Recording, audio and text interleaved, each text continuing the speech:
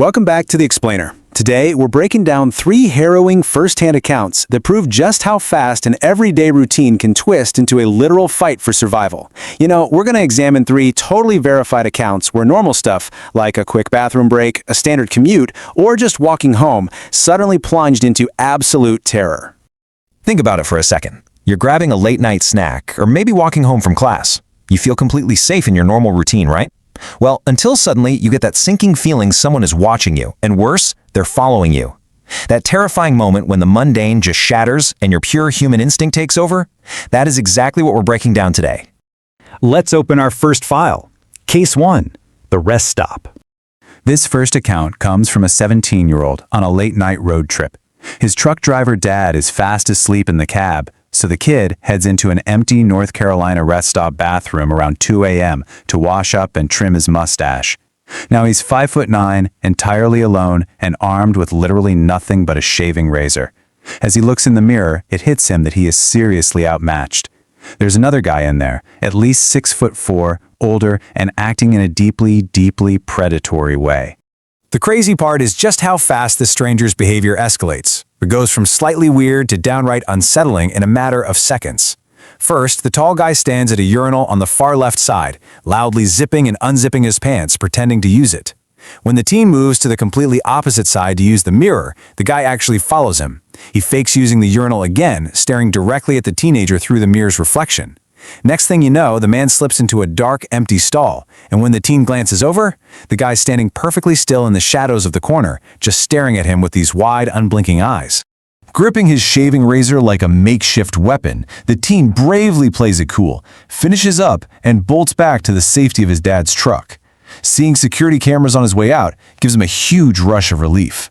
But man, a lingering thought totally haunts him. What would have happened if he hadn't brought that razor?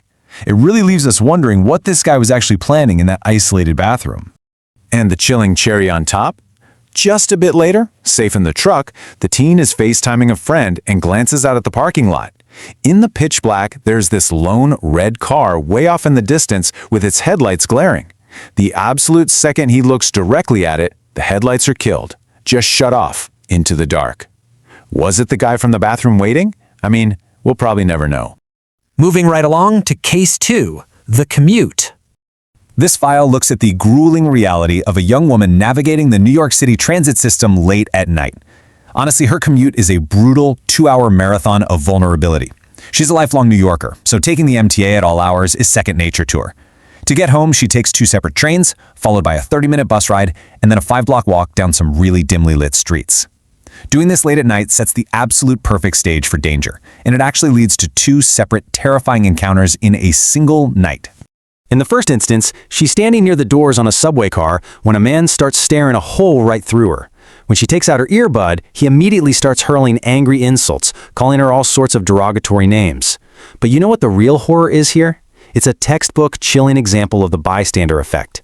Every single other passenger on that train refuses to make eye contact. They're all just pretending it isn't happening. She is entirely on her own, forcing her to flee into another subway car at the next stop, just praying he doesn't follow. But somehow, the second instance on her commute is far, far worse. After getting off her late-night bus from grad school, she's walking past a Popeyes and notices a guy from her bus. When she changes direction briefly, the man literally freezes on the sidewalk and just stares at her, wide-eyed. Super uneasy, she keeps walking, only to find him waiting for her right at the entrance of this terribly lit dead-end street she has to turn down to get to her house. Terrified, she slows down and immediately dials her brother. As she finally braves the dark street, she hears footsteps right behind her. The man is stalking her, matching her pace perfectly in the shadows. Suddenly he leans in and quietly whispers that he loves her, followed by some incoherent mumbling. Full-blown panic sets in. She turns around, retreats back to the main avenue, and seeks refuge outside a brightly lit liquor store. While she's waiting for her brother, the guy walks up, pretending to offer help, but the red flags are absolutely screaming. He repeatedly insists on helping her, even though she is loudly saying no over and over, and he keeps pressuring her to walk back down that dark street to, go home. And the most chilling part of the whole shebang? He's wearing latex gloves, completely unseasonal and entirely out of place. That just screams premeditated danger. Thankfully, her brother finally rounds the corner and the man quickly retreats into the store. All right, let's open our final file. Case 3, Midnight Chase. This one plunges us right into a physical pursuit in a quiet, supposedly safe residential neighborhood in southern Europe. A 19-year-old university student is walking home alone around midnight. He just finished a geography quiz. His team actually plays second, fun fact, and he's heading back to an empty house since his parents are out of town. He gets off the subway, walking the 10 minutes to his house in the quiet October chill. And then, out of nowhere, the dead silence is pierced by a sound. It's a man's scream, but not just a regular yell. The witness describes it as one of the loudest, most blood-curdling screams he has ever heard in his life. He said, and I quote, "It sounded as if the person was getting his arm cut off. It was horrific, just full of agonizing, excruciating pain. And worst of all, when a second scream rings out, he realizes it's coming from the exact direction of his empty house." Terrified, he rushes forward. As he rounds the corner onto his street, he spots a group of 4 or 5 men. They're about 200 yards away in the distance, wearing dirty, ripped clothes. Now, the absolute second these men spot him from 2 full football fields away, they instantly break into a dead sprint toward him, shouting incomprehensibly into the dark. In a sequence straight out of a horror movie, his pure survival instincts kick in. He sprints for his front door, which, thank God, is closer to him than the attackers. Just as he tries to unlock the door, in sheer panic, he drops his keys right on the ground.